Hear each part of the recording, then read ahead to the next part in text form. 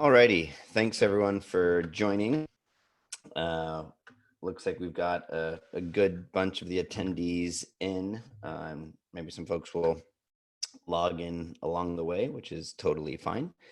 For anyone asking about audio, we have the attendees turned off to default mute, just so you don't get a bunch of echoing. We have, I'll talk a little bit about it in the schedule, but we do have the Q&A feature.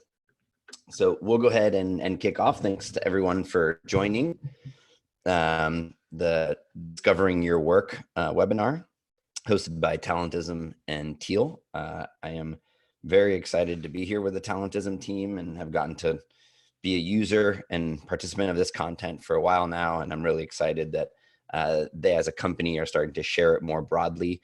Some of the posts I've made, they're really phenomenal firms, really focused on executives and CEOs and leadership teams, and are expanding that content. And their mission is to systematically unleash human potential, which is, how could you not get excited about that mission? So super excited to be partnered up with them to bring this to a broader audience and all the work they're doing.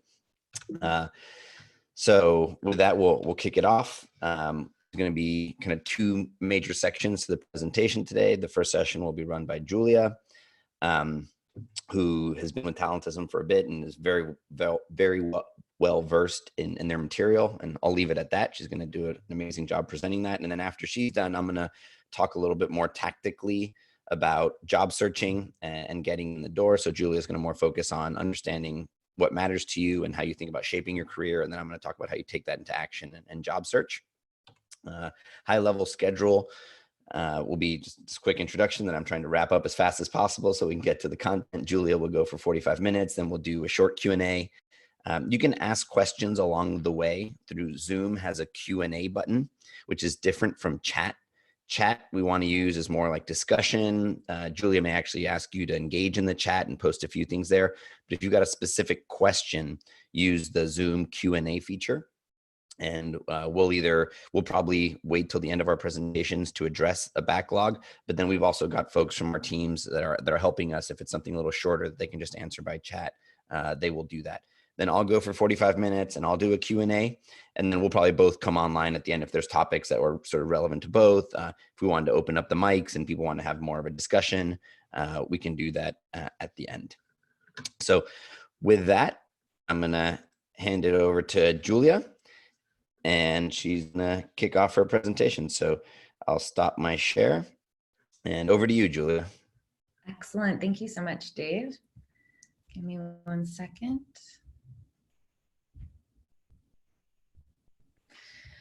Okay, thank you and welcome everyone. My name is Julia Markish, as Dave said. I am an executive coach with Talentism. And I want to start off by saying that for those of you that are searching for work right now, I am with you. I'm a contractor and I lost a big project last month, the bulk of my work, and it was a shock. It knocked my ego down a few pegs or more. But frankly, it also really helped me with my preparation for this webinar, and vice versa. The preparation for this webinar reminded me about how valuable a framework this is, given my situation and many of yours. So I hope it serves you as well as it has served me, both in the past and in the very present. So there we go. Let's start off with what we're doing here today. We want to help you find a job, but not just any job, though that may be what's top of mind for you right now. We want to help you find a job that will unleash your potential. We're going to do that through a framework called the Big Four. So on the agenda for the next 43 minutes, we have an intro, then I'll lay out 3 critical principles for how we'll be approaching the exercise. And then we'll go through each of the elements of the Big Four using yours truly as an example. My hope is that after you're exposed to the framework, you'll each take some real time to think through and identify your own Big Four. To that end, I've actually created a worksheet for you to use, and I'm going to drop that link into the chat window now. Give me 1 second.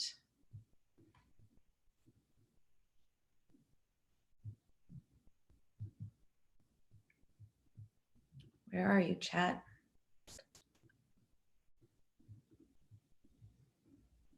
Here we go. To all attendees. Okay, so you can use this link to access the worksheet either now or later. I'll be flipping to it in the middle of the presentation just to show you what it looks like, but you definitely don't have to open it now. It's just for those that have the very strong inclination to follow along and maybe do some things with it along the way currently. But either way, I really encourage you to take notes on what comes up to you for you as we talk through the framework. And in fact, as Dave mentioned, I'm going to periodically ask that some of you put those notes into the chat window, or as many of you as are interested, just so we have an idea of what's coming up for each other, and maybe even help jog some additional thoughts along the way. Okay. So let's start the introduction with a quick pause on what it means to unleash your potential. This is what Talentism thinks about every day. As Dave said, this is our mission to do so systematically. But for an individual to unleash their potential, they need to find out, or they need to find work that's consistent with what they're like. The puzzle pieces need to fit between the person and the work.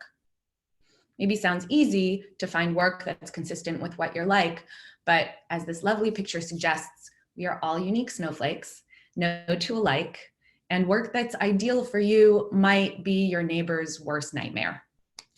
I invite you to think back on your past work experiences, which we'll be doing a lot of today.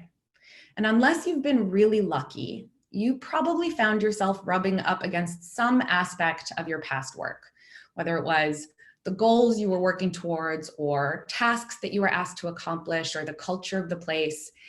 If any of that rings true, then the puzzle pieces didn't quite fit and you probably weren't able to fully unleash your potential. So then the question is, what are you like?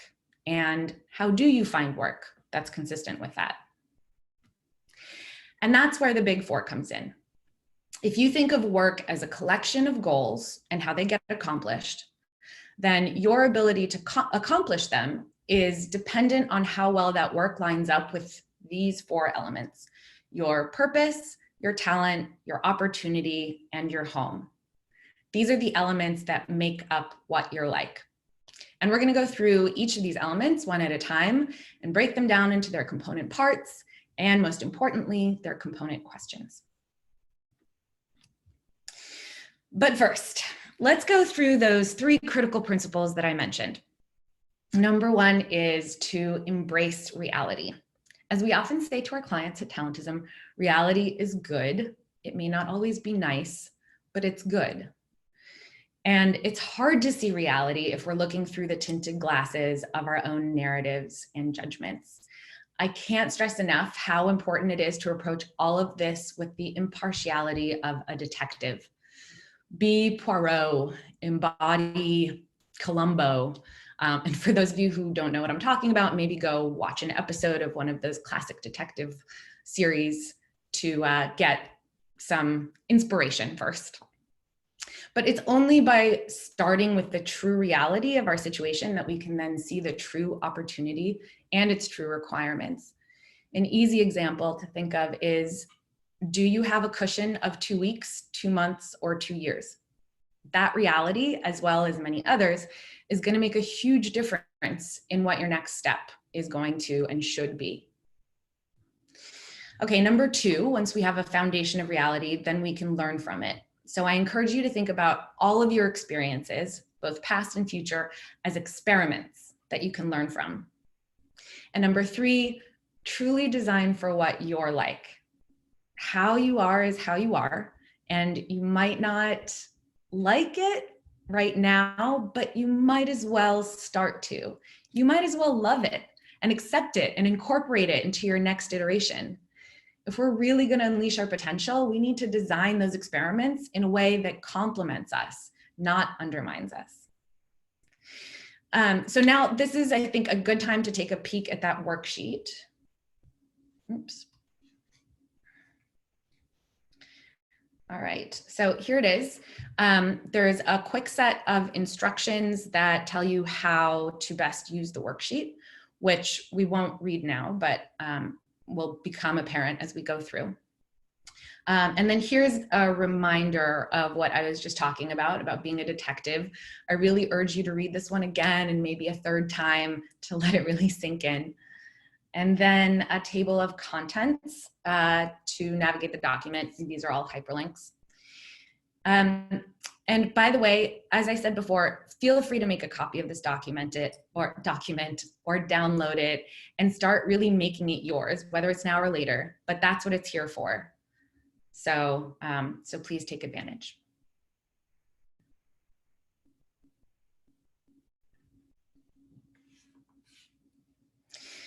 All right, let's get started with our first circle in the framework, which is purpose. Purpose is our why. It's what drives us up the mountain when the going gets tough. And as we all know, the going does tend to get tough. We think about purpose as a combination of two things. The first is compulsion. This is the idea that you can't get out of your head, the thing you can't stop talking about, the thing you can't put down. Maybe sounds a little bit like an addiction. And if that's what you were thinking, you wouldn't necessarily be wrong. There's quite a bit of overlap. We're talking about the topics, activities, and ideas that your subconscious craves. When you do the worksheet, I'd actually encourage you to write out all of the things you feel compulsive about, even if it's eating dark chocolate or going for a run 7 days a week. Those thoughts might lead you somewhere interesting. You could become a chocolate maker. But also, and quite importantly, think about your compulsions in the context of your work, your volunteering, your tinker time. Out of all of the responsibilities that are on your plate, what are the things that you tend to go to first? And what are the things that you leave for last? But compulsion isn't enough to find purpose. There must be meaning. Meaning has to do with the impact that an outcome has on you or on others. For example, helping an elderly person across the street can give you a surge of meaning. But we can't really put helping elderly across the street in our meaning list, right? We have to dig. What about the outcome of the act really got to you?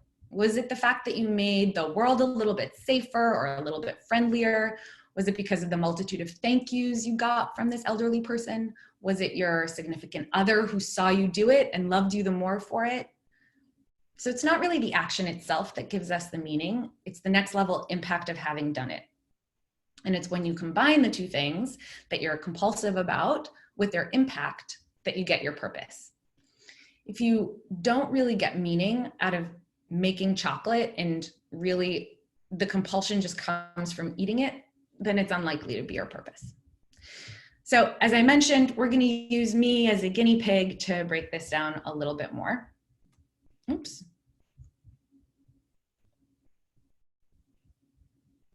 Yes, that's right. Sorry, we're on the correct slide. Okay. So we'll start with some pieces of evidence that help me understand my compulsions. We're trying to answer the questions, what's the idea that I can't get out of my head? What's the thing I can't stop talking about? What's the thing I can't put down? So let's take a look. I often find myself sitting for hours editing friends' manuscripts or articles, honing in on grammar and readability in particular. In fact, I've been known to write to a publisher of something or other to let them know they've misspelled something. Okay. I jump at the opportunity to hold a mic. I volunteered once to do a talk on orcas when I knew nothing about them. I relish doing wedding toasts. I run webinars. I'm obsessed with designing my home. I pore over sites that have furniture, lighting, decorations. I buy throw pillows. I return throw pillows. I ask friends to come over and help me move furniture.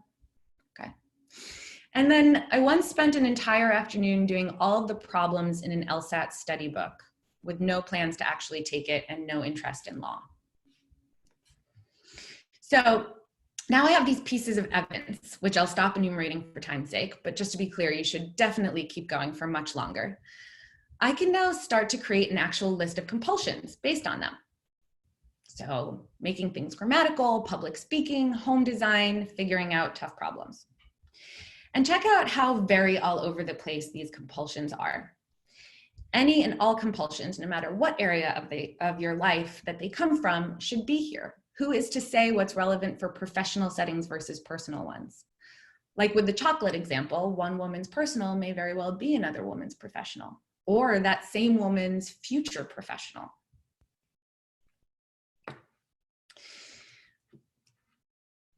Okay, let's do the same exercise for meaning.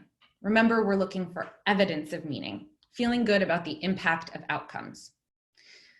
So early on in life, I realized that I love when people smile, and I especially love it when I'm the source of those smiles. It makes me absolutely giddy to surprise someone with something I know they'll like.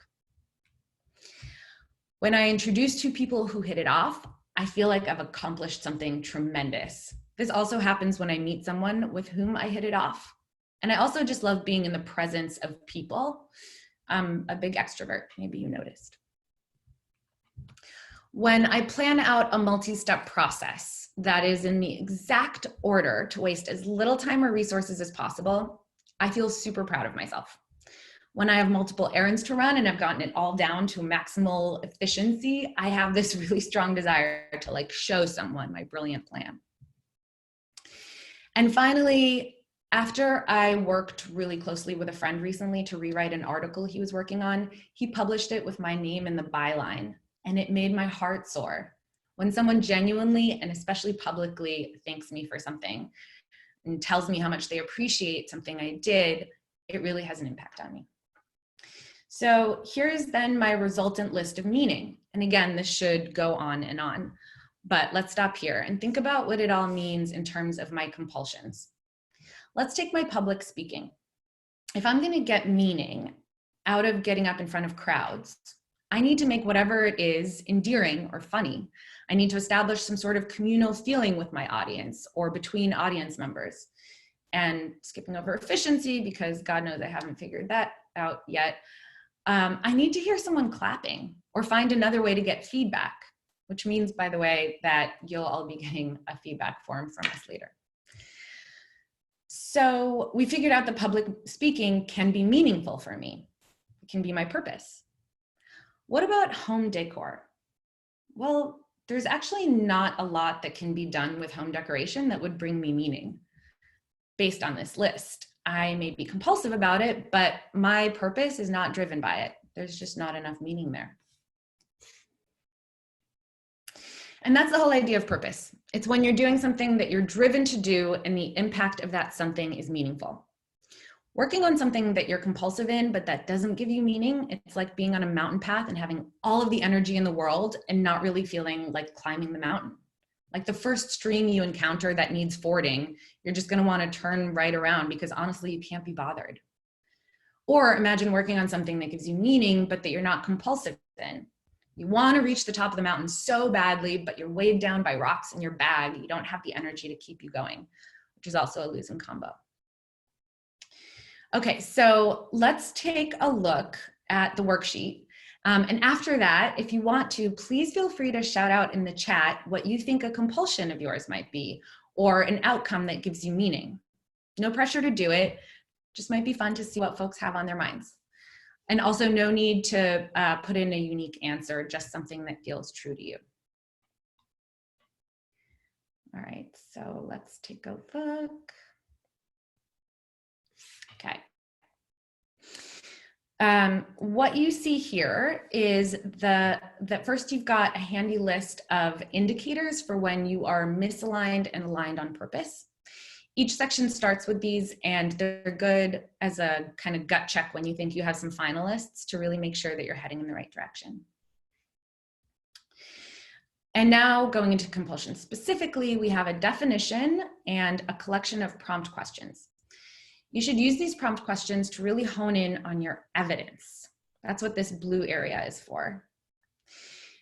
Think of specific times when you find yourself, when you have found yourself being compulsive about a topic, an activity, an idea, and then think about what that evidence might mean about your actual compulsions. Look for themes, patterns in your evidence. And then you've got the same thing for meaning here. The definition, the prompts, the blue and purple areas to fill out your answers. For the evidence gathering, there's a two-step process, which you might have noticed I skipped over a little in my example, but I really encourage you to do. First, consider what it was like, what it was that you felt meaning emanating from, and then consider the why. And I also want to note that you should absolutely not limit yourself to the number of bullets or spaces that are in this worksheet. This should be a living document for you to add, hopefully a lot to, maybe subtract from, as much as possible as you learn about yourself. Okay.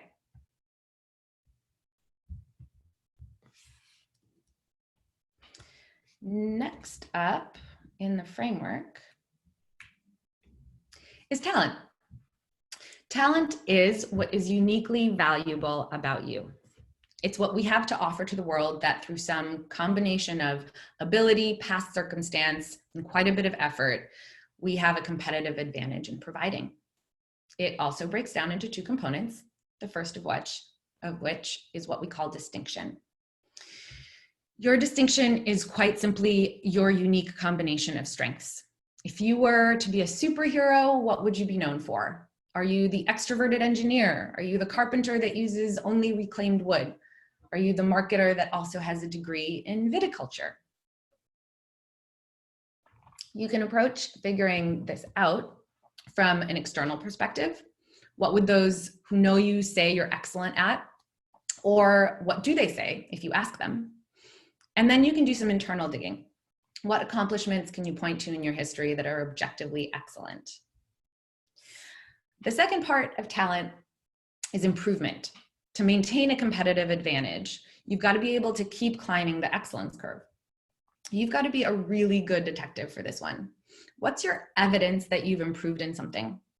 What's your evidence that you haven't? For example, just because you haven't flexed your painting skills since high school doesn't mean that they've stagnated or haven't improved. It just means you haven't had a chance to exercise them, to practice them.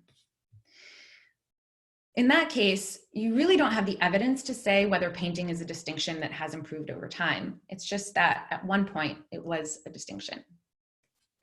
This is often where our shoulds come into play. Well, you tell yourself, I spent 5 years on project X, so I should be talented in X. But that's not how it works. Trevor, the head of IP at Talentism, often uses his guitar skills as an example here. He's been playing guitar for most of his life. It was a distinction early on, and he kept on practicing and slowly getting better. But then his brother picked up the guitar, and within a couple of years, he had shot right past Trevor in terms of skill. Trevor was good, but he wasn't excellent, and he wasn't improving at nearly the rate as his brother was, or likely many other guitar players. Does Trevor love playing guitar? Yeah, he still plays it all the time. He enjoys it. I think he's great. But is it in his big four? Is it going to make him a living? Highly unlikely. So, what about my distinctions? What do my friends or colleagues come to me with questions on? Well, honestly, grammar is one of them. I've been the de facto editor for Talentism's weekly newsletter, not only because I'm the one who cares the most about grammar, but also probably because I'm best at it. And I'm also an executive coach at Talentism, and it's not just my vocation. I often end up talking my friends or acquaintances through their professional or sometimes personal situations. And what about what people usually assume I'm going to do when dividing up tasks? Writing is also something I often get volunteered for. If it's maybe a marketing blurb or a blog post, I'm a decent writer, I have a unique voice. And I'm decently good at making slides, so that often falls to me. Some of my colleagues even ask me to fix up their slides sometimes, add animations, that sort of thing. Okay, what about the internal check? What output can I point to that was objectively excellent? So this was a long time ago, but I wrote a thesis in my undergrad that earned me a summa cum laude. That was another point for writing. And how's this one? I recently put together a desk that I bought online all by myself, and it's still intact 8 months later. I think that's a win. Notice that there's quite a bit of overlap with my purpose here. There's grammar and writing, and there's connecting with people via coaching. That's natural. But also notice that nowhere in here is decorating or design, because I'm distinctly not good at that. I'm always seeking other people's opinion on how to decorate my home and cannot imagine what horrors I would commit if I had to do it on my own. The desk did come out great, but I've been told that it actually doesn't fit my decor very well. So just like with Trevor's guitar, just because I'm compulsive about it doesn't mean I'm good at it. And if I'm not good at it, even having obsessed over it, then I need to come to terms with the fact that home decor is not my work. But the fact that it's come up in this exercise is still important. I could be drawn to writing about home decor, for example.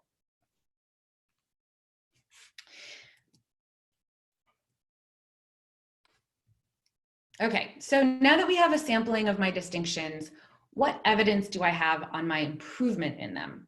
What have I continued building muscle in, and what have I stagnated on? And what don't I have enough evidence to be able to say? Well, with writing and editing, I can see a lot of evidence of improvement. For one, I've cracked open that thesis since I wrote it, and boy, would I take a red pen to it today. But in general, people's expectations of me have risen, and the quality of my work seems to have continued to rise with them, given the feedback that I get. So I get a Teal star for that one. With coaching, I have less evidence. I've only been doing executive coaching professionally for about a year, but during that time I've had a coaching mentor and we've tracked my trajectory. So I have a strong indication from him that I am in fact improving in that arena. Another star. What about slide making? Well, I thought I was good. And then I started working with a data visualization expert and he gave me a very, very different perspective. I might be a big fish when I'm in the small pond of slide novices, but the evidence I have actually shows that I have not gotten much better at creating slides than I was like a couple of decades ago when I just started learning. And finally, furniture making. Well, honestly, I haven't had a lot of experience making furniture. I've never tried my hand at anything other than putting things together according to impossible to decipher instructions. I have to say I kind of enjoy it. Who knows, maybe there's some overlap there with my compulsion for home decor, but I just don't have enough data yet to know. And if I really want to know, I'm going to need to do experiments to find out. So as you can see, talent can be really easy to get evidence for, looking at those lists. And then at other times, really tricky. Are you objectively good at something, or are your friends just giving you high fives because they're being nice? Is your lack of improvement really a sign of stagnation, or have you just not been actively working a particular skill?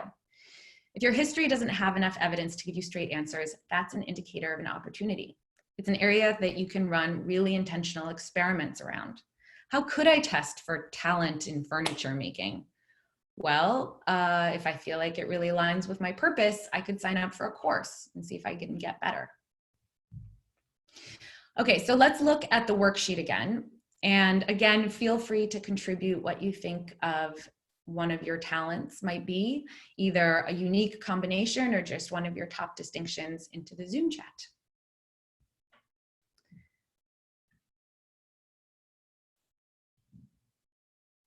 Okay, so we've got the talent alignment comparison lists, just like in purpose.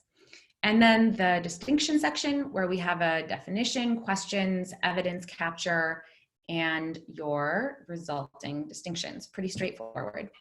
And then similarly with the improvement section, you'll see we're going to place the same kind of symbols that I did to indicate where your evidence is pointing for your talents in terms of improvement. So are you improving, stagnating, or is there not enough evidence? And that's talent.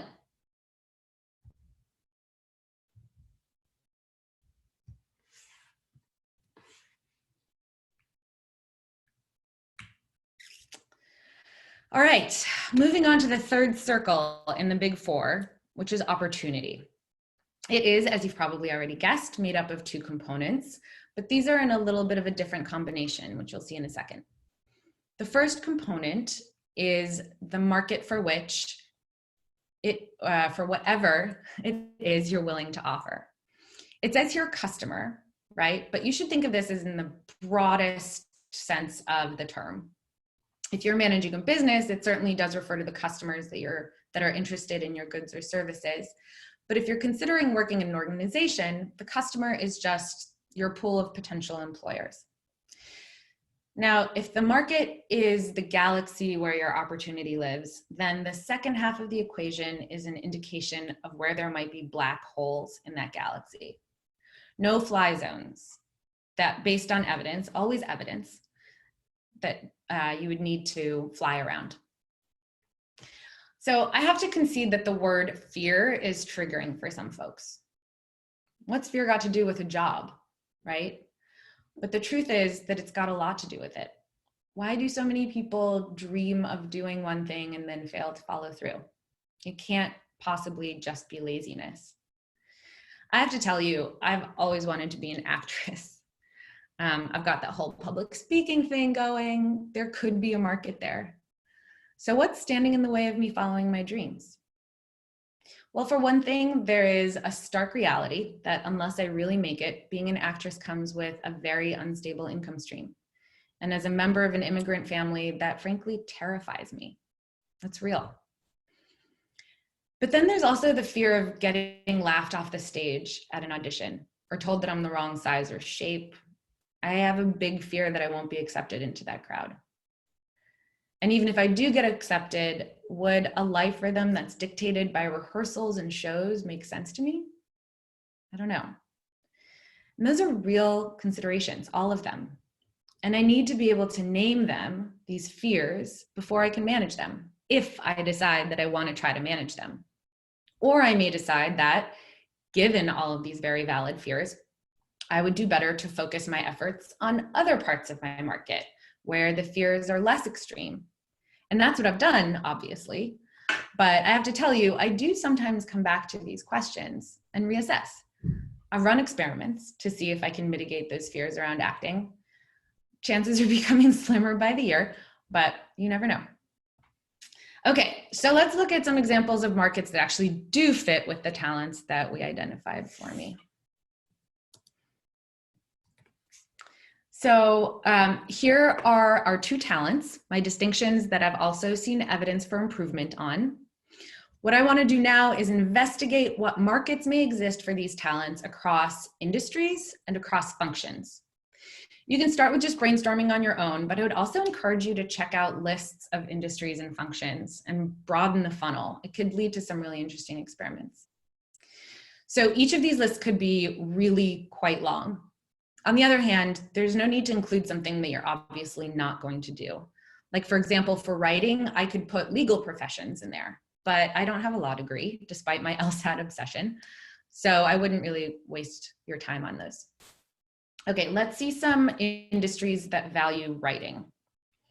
Publishing, journalism, and consulting. Consulting isn't necessarily an obvious choice, but if you think about what consultants need to do, which is communicate ideas well, suddenly that makes sense as an adjacent market for this talent. Similarly with coaching, I start with the obvious one, but then I've also looked at adjacent verticals to coaching that require similar skill sets, of which it turns out there are quite a few, consulting being one of them. Interesting. Okay, let's turn to functions. For functions that make sense for writing and editing, I had marketing in there, but that's really broad.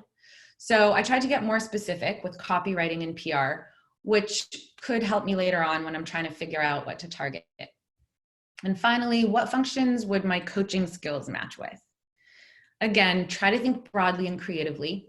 People management may not be the first thing that comes to mind, but the skill set overlap is actually quite significant. So I've got it in there. So this exercise can develop into quite a set of lists.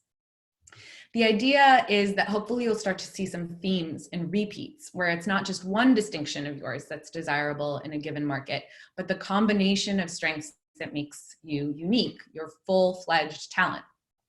For me, I could imagine applying for roles in people management at consultancies, or maybe offering my services as an independent consultant and facilitator.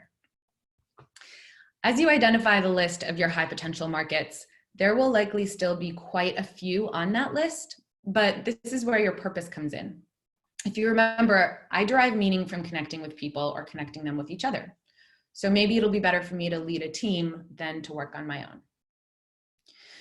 So that's a quick flyby of my market, my galaxy. And now, what about those black holes? What about fear? If there's anything you take away from this section, or even from this whole presentation, it's that fear is normal and healthy. If we don't have it, we'd all probably die really stupid deaths, doing very stupid things. Fear keeps us safe, each according to our own definition of safety. But it's common in our society to downplay or even dismiss our fears. As we said in our critical principles, reality is good, right? Embracing our reality is what will lead us to our opportunity. And if we refuse to accept parts of our reality, we'll end up pointing to the wrong opportunities, to opportunities that deep down we're not going to pursue, or if we do pursue them, it won't result in unleashing our potential. So there are 7 categories of psychological triggers that can translate into fears. I'm not going to go through them all now, but they're in your worksheet with definitions and examples. What's again really important to do is to look at the evidence of your past rather than trying to imagine your fears in theory. It actually turns out that most of us really suck at being accurate in those hypothetical scenarios. So I encourage you to go through these psychological triggers one by one and think of at least a couple of times when each was under threat for you and how you reacted. I'm going to pick influence to delve into here. Influence is when people pay attention to you and follow your lead. So one example of when my influence was threatened was when I was working at a company that had an annual conference at which I presented just about every year. And then came a year that it seemed like I wouldn't be asked to present. The way that I reacted was to essentially nag the marketing team about whether they needed me until they realized that they did. I wouldn't call it an extreme reaction, but I was definitely on high alert. Another more recent example of when my influence was threatened was when I had a member of my team tell me that my input on a certain part of the work that we were doing was absolutely unneeded. I was definitely taken aback, but I didn't push. In that case, I think my need for him to think of me as a manager that listened overrode my need for influence. Basically, I didn't want him to dislike me. And that's the membership trigger. My membership trigger was stronger than my influence trigger. So we could go on for a long time here. I'll stop and just say, you have so much richness in your history to mine, and you might discover some really fascinating things about yourself if you do the work of investigating and stay impartial to the outcome. Getting a handle on the full expanse of your market, as well as a sober view on the non-negotiables that you're working with, these are not simple tasks, especially considering your fears. Even though you really do have a full history to mine, sometimes remembering what it was like there and what it was that drove one decision over another feels like an impossible task. But that's why we're looking for patterns in your behavior. You'll see in the worksheet that you have 2 examples of each category, but you could really definitely do a lot more than that. The other thing I'll say about fears is that context plays a really big role here. We're going to talk about home in just a second, which is just another word for context. But as you're doing your investigation and evidence gathering, pay attention to the contexts in which you were reacting to these threats. It can give you a lot of insight into the kinds of environments where you're more or less likely to be triggered by your fears. Okay, so back to the worksheet. And once again, a market or fear contribution to the Zoom chat from you guys would be most welcome.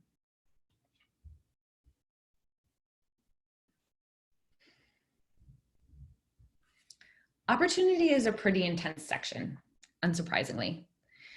There are a couple of links that lead to online resources for lists of industries and functions. And then as you consolidate your lists into your lists of markets, I'm actually going to ask you to rate how well each market aligns with your purpose. And then, where is it? There it is. And then I'm going to ask you to identify the cutoff rating below which you would not venture. And know that that cutoff might actually change with your circumstances. Like if you have 2 weeks of cushion to go right now, you might be willing to go for any market that aligns with your talents. But if you've got a couple of months for your search, then you might want to start with a higher cutoff for alignment. But again, this cutoff may be very different 2 years from now than it is today. So make sure you come back to this exercise next time you're thinking about your big four. And then here is your list of fears that I referred to, along with the definitions and examples. And then the usual list of blue and purple. There's the purple, there's the purple. It's got a little bit more detail than usual, given what a tough nut fear is to crack. Okay.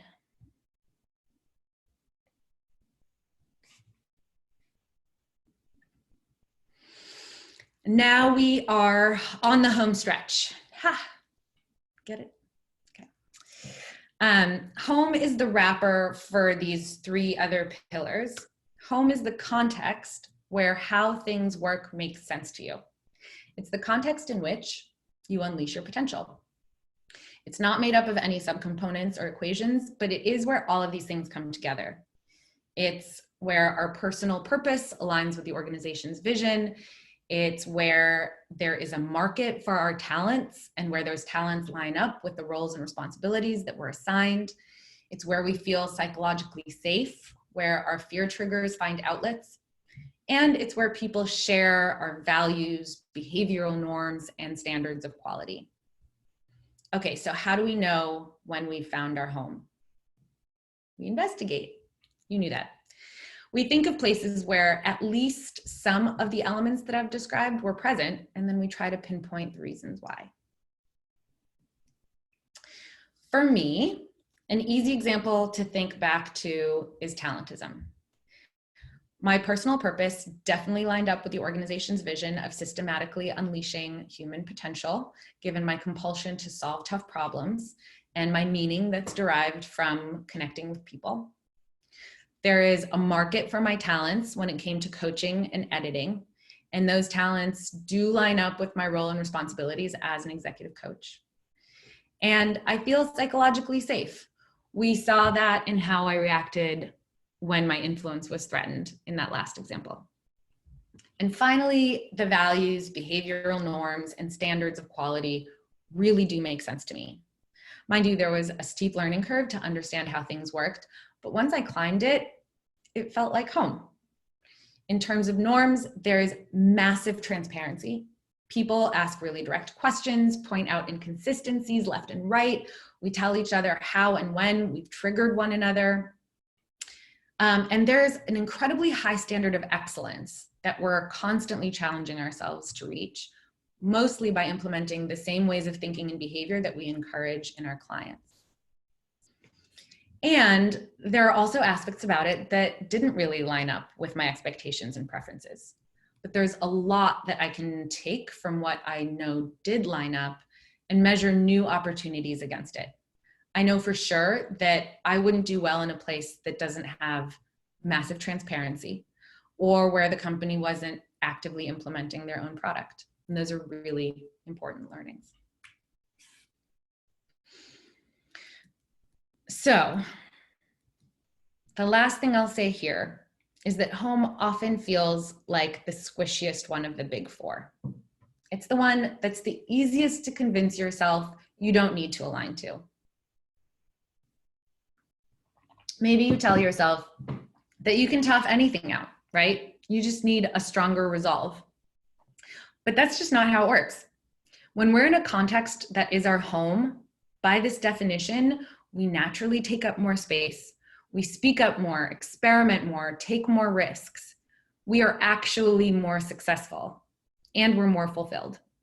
In short, our potential is unleashed. So please do not underestimate the power of home. I'm going to jump to the worksheet here for the last time. You already know the drill. If you have any thoughts on what home might look like for you, definitely please enter them into the Zoom chat.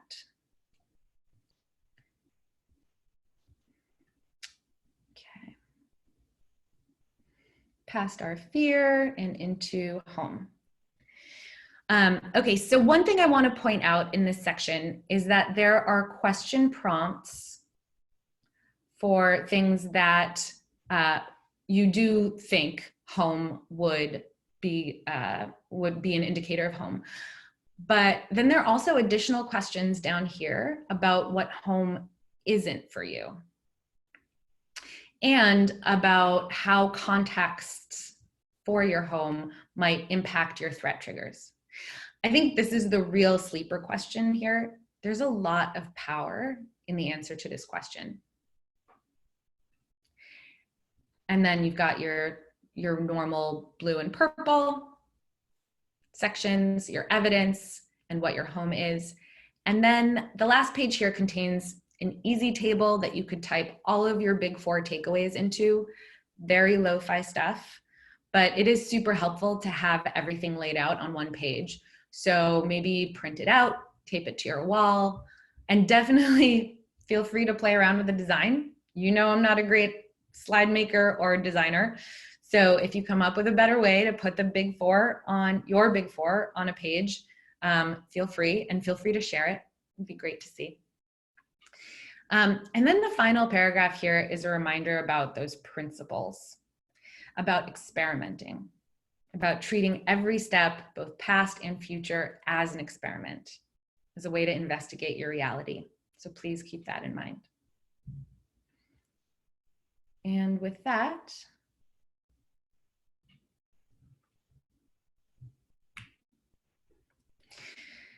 it's time for Q&A.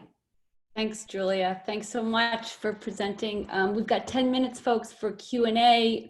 The box is open here. If you want to post any questions that you have for Julia, we'll take them now before turning it over to Dave to talk to us about the summary of the job process. And if not, if you guys are just processing all of this, taking notes furiously, whatever it is, that's absolutely fine too. I'll also be available after Dave's section. And as Dave will also mention, there's a Slack channel that you can ask follow-up questions in as well. One question that's come up a few different times that I think it's best probably to hold it until after is, do we have a rich resource of industries and roles? So I think that might be something that comes up. So honestly, what I did, what I did for this was, where is it? Oh, right, in your market section. I put these links in, but the links are literally based off of my own Google search of what are comprehensive lists of industries and functions. So this is, I think, a pretty good list of industries, and then you've got functions here as well. Google is your friend. Absolutely, just go wild. Thanks, Julie. And here's another one that's coming in. Can you talk about how to distinguish between a fear as a non-negotiable and a fear as something holding me back or limiting me? I don't see much of a difference between those two. So maybe if the question asker could think of a different way of posing the question, it might help. Mm-hmm. But when you think about a fear as something that is keeping you from, I don't know, going off and becoming an actress, that becomes a non-negotiable, right? Like, the reason I haven't become one in so many years is because my fears are holding me back, and I haven't been able to negotiate with them despite the many tries. Okay, thank you. Can you share examples of some of the experiments you've tried and how you've measured them? Yeah, I mean, gosh, I guess a really recent and visceral experiment that I did was at Talentism, when I agreed with Jeff, our founder, that I would lead a team. And we talked about my big four and the way that things work at Talentism, which is called autonomy and sync, right? So everybody is responsible for their own work. And then the way that management works is that we're constantly syncing with each other. And I was used to a very different kind of management. And even though in theory, I really agreed with how management at Talentism worked, we both had questions about whether it actually did fit in my big four. And so the experiment was be a manager for a while and continue to check in with Jeff about how it's going, where I'm succeeding and where I'm failing. And the very fact that we called it out as an experiment from the beginning, it certainly didn't mean that I wasn't defensive about the places where I was failing, but it helped to create some space between how things were working well and how things weren't, because we both agreed that this was an experiment and we were going to watch to see what happens and see if we could learn something new about my big four. So I hope that's helpful. Okay, thanks, Julia. How do you identify a talent you truly have? Doesn't it depend on context of those around you?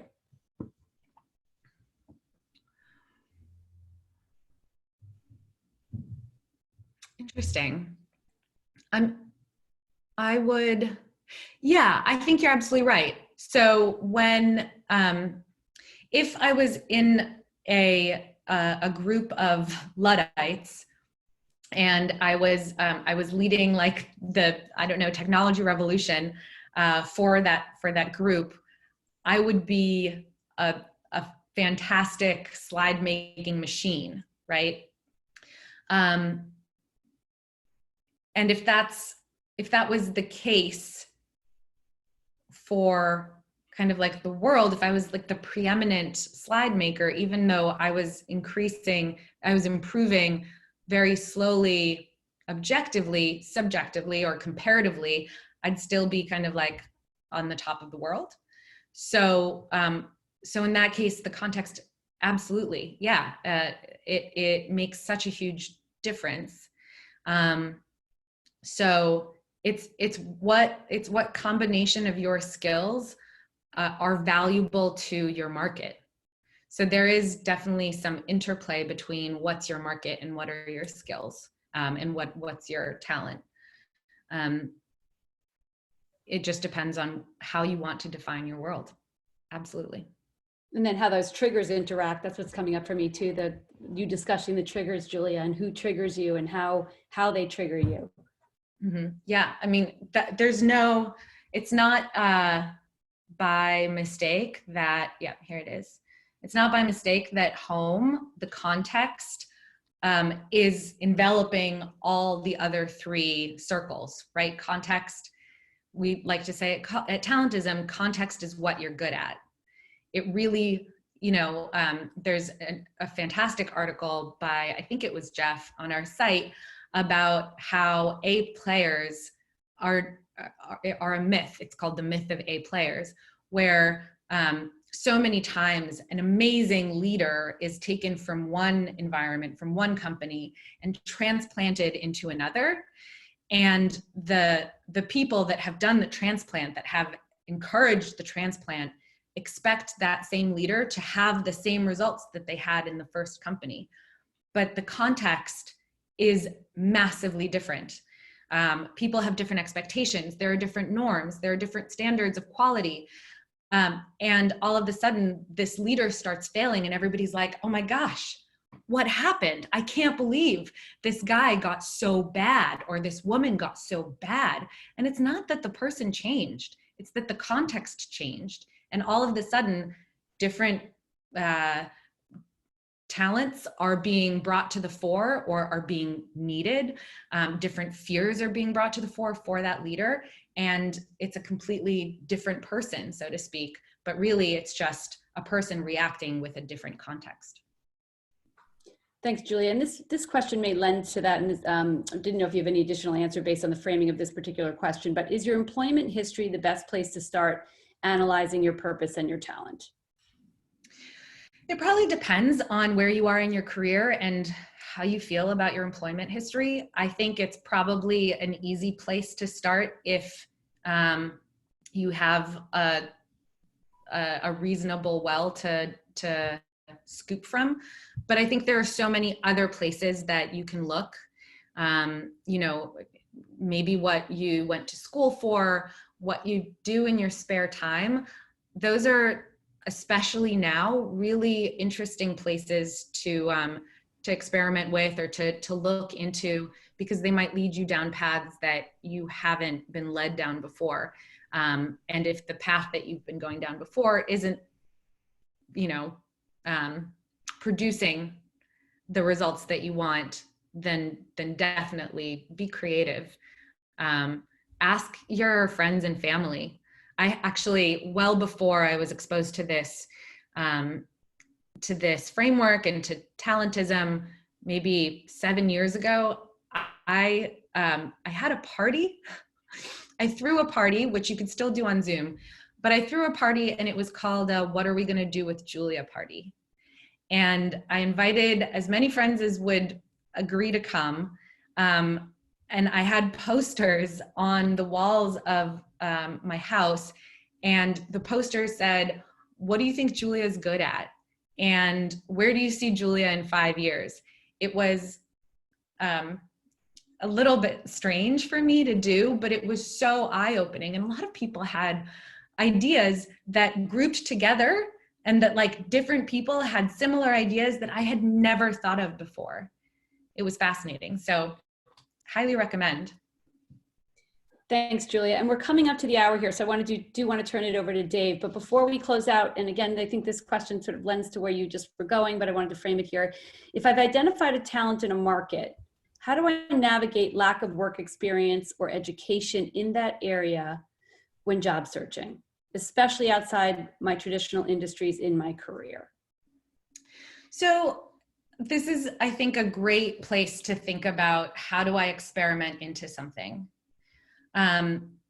If you have an indication that that your purpose is aligned with something, what's your indication that you have talent in it? Well, if you don't have an indication for talent, how do you grow it? Do you do a class? Do you volunteer?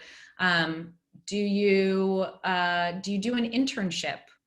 And if you do have an indication that you have talent, then put that indication on your resume, right? Because that's going to be the signal that gives employers the idea that you'd be good for it.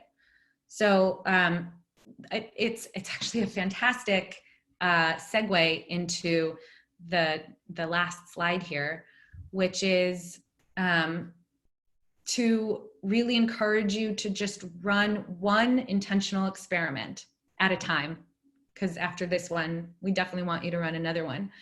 But by intentional, we mean informed by your reality, starting with what you know about your Big Four. And if you end up with an opportunity in front of you and you don't know whether it aligns with your Big Four, that's also okay. Just answer the question, will it help me learn? So yeah, with that, thank you so much, Allison, for your help. Thank you all for your attention and your engagement. I saw a lot of chat activity, so I really appreciate it. I'm going to turn it over to Dave to take us through those tactical steps of setting you up for your next experiment. And if you have questions, again, keep using the Q&A window, and we'll try to address them as much as possible. Thanks, Julia. That was awesome. I was furiously taking notes on a bunch of things I need to figure out for myself. So thank you for doing that. Like I said, it's really amazing content. I've gotten to be a student of some of the material, and so it's really a well thought out framework, and it's really great. So for anyone that doesn't know me, I'm Dave Fano. A couple things about me. I'm trained as an architect, so I've sort of been in the design field most of my career, but have always really loved technology and systems. And a passion of mine, I kind of went through a process close to a year ago of saying, like, what is it I really like doing? And it's teaching and helping people. And so that's kind of led me to starting Teal, where we're trying to help people figure out and navigate their careers more broadly. So let's jump right into it. So we're going to focus on what we call getting in the door. And that's a subset of the job searching process. We like to think about job searching like a sales funnel. I think Julia talked a bit about the early part right now of like setting your strategy, what matters to you, where do you want to go. Then you search, then you apply. Searching is sort of finding opportunities, then you apply, then you interview, then you negotiate. We're going to focus on just these two because we only got 45 minutes, and this is part of a broader 5-hour workshop that we run at Teal. So I wanted to pack as much as I can in 45 minutes. So apologies in advance if I talk really fast, because I'm trying to jam in a bunch, and we'll share this presentation, and we're happy to also, we're going to try to record, this is being recorded. We'll try to share it out in ways that make sense. So with that, we'll jump into it.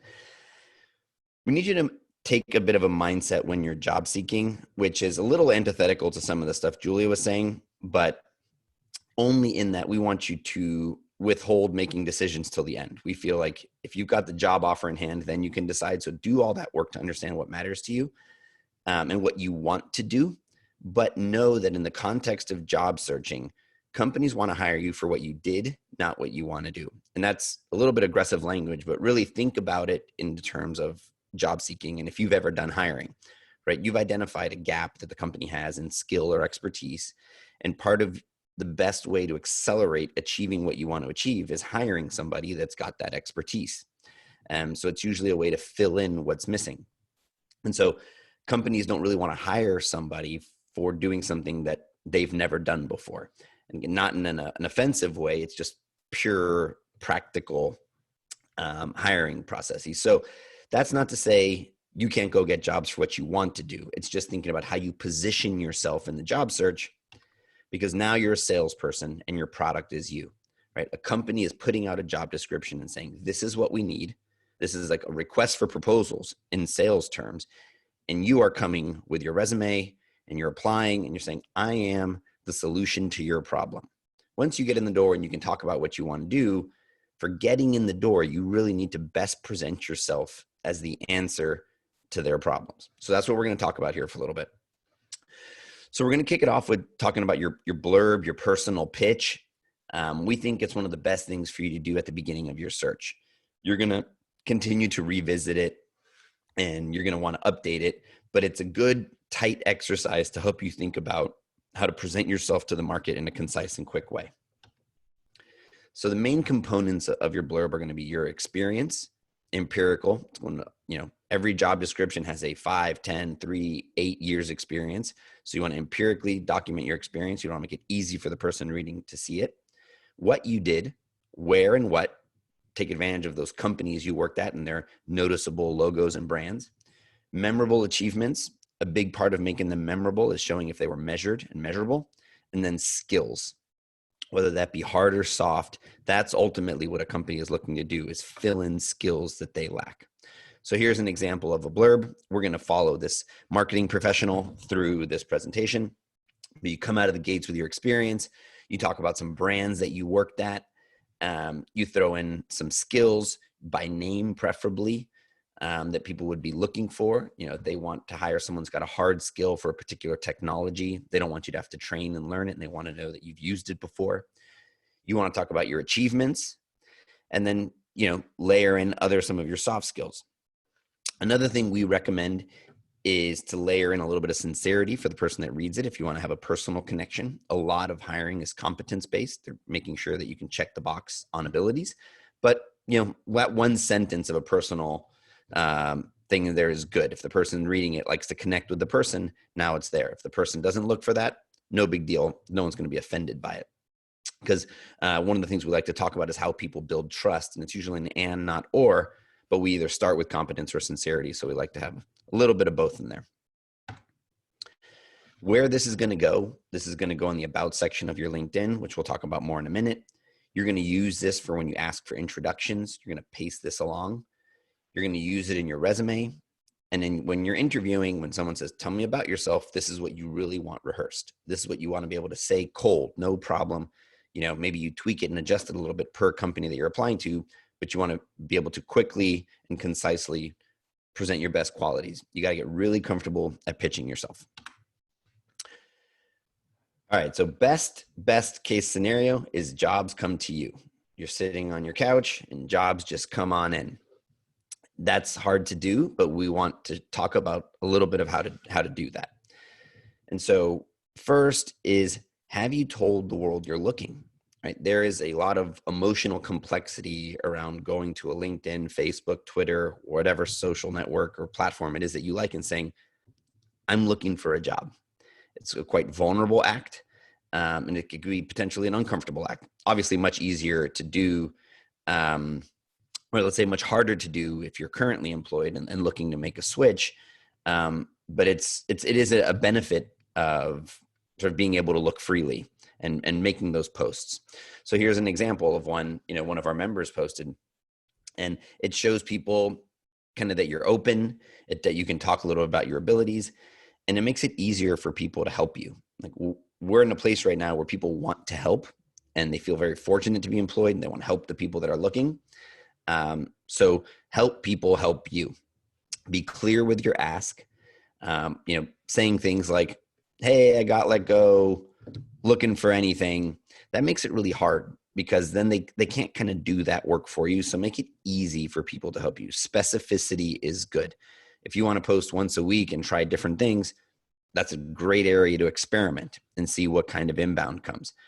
All these social streams are moving so quickly that if you post every 2 weeks, no one's even going to remember the one from before. But be comfortable specifically asking for help.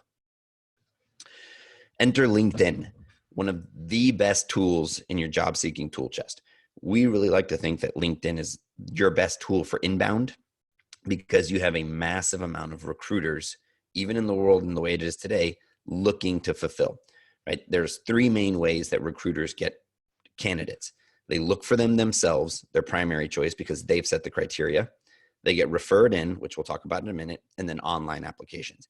And that's kind of how they rank them in order. So you want to make sure that your LinkedIn profile is really set to show up when recruiters or anyone looking to hire is searching for talent. So we're going to talk a little bit specifically about how to do that. There's few main sections to a LinkedIn page. We'll talk about the anatomy of a LinkedIn profile. We're not going to cover every section, but we're going to mostly focus on the header, the about, and the experience. So the header, you want to make this eye-catching. LinkedIn has published a lot of data to show that when the header is visual, meaning your banner and your headshot, people stay on your profile longer and they'll scroll down, which is really what you want to have happen. Then when you think about your name, be thoughtful of any other ways your name might be searched for. So if Tina's full name was actually Christina, maybe she would do Christina, parentheses, or quotes, Tina. Your headline is the best place to show the world what jobs you want. It's probably one of the things that's used, given more weight when it's being searched. So if you're looking to be a senior director of marketing, you can put that there. You can take a few liberties with your title or your headline. By default, it just uses your title from before, so you can change that. And then location.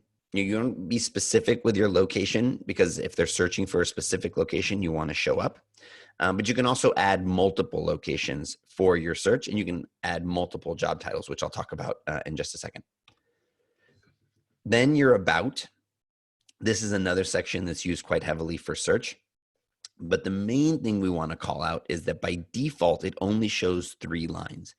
I think depending on how stretched out your screen is, it may drop it down to 4. But that's what you see before you have to click see more. So you really want to make sure that the beginning of your blurb is punchy and it gets people to click see more. If you could have 3-4 paragraphs in there, but know that the only part that we'll be seen for sure every time are these top 3 lines. So make sure that those have good stuff. Every time you work your way down the page, you're trying to get people to keep scrolling. Then comes your experience. Things to be mindful of here is that by default, it only shows your top 5, your last 5 roles. So if you're adding in a bunch of volunteer work and other things, it's only the top 5 that gets seen until the person has to click see more experience. And just keep thinking every time they have to click, assume that there's a 50% chance, and that's really generous, that it gets clicked. It's probably going to be closer to like 20%. So you really want to take advantage of those top slots that you have. And they're going to focus particular attention on your last job, right? Because that's what you were doing most recently. So they're going to think about that when they look at it. You're going to want to have some parallels with your resume. There may be some things that you can include in your resume that you can't hear. And also your resume is your opportunity to get very specific for a job application.